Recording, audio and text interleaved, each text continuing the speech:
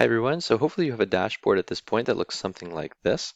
And right now we've got a filter that's interactive and we can load our year, our sales by month. Now I want to show you just a really quick, this will be a very short video, a really quick way that we can make our charts even more interactive. And that's always the goal with our customers or our target audience, because we want them to engage with the data. We want them to play with it, okay, and discover new things on their own. So just like we have this option in Power BI, so I'll just make the chart a little bit bigger.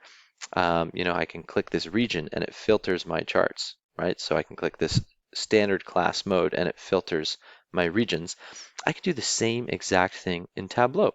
And there's a really quick way to do this. All we have to do is click the chart we want to use as a filter, and then underneath that Go to Sheet button, there's this little funnel button that says Use as a filter. If I click that on for both of these visuals, then now when I go into the preview mode and I click one of these regions, it's filtering the sales and the shipping mode values for central. And I can click south and now I get the south sales by ship mode. And I did the same thing for my shipping mode. So if I wanted to see only same day shipping, the smallest category, we can see, obviously there was not a lot of sales in that category. It's only 5%, and we can see the values per month.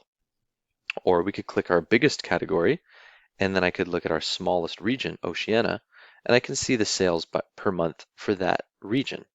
Okay, so really cool way to use filters. We don't have to only use them as a drop down. We can actually use the charts as well to slice on our data.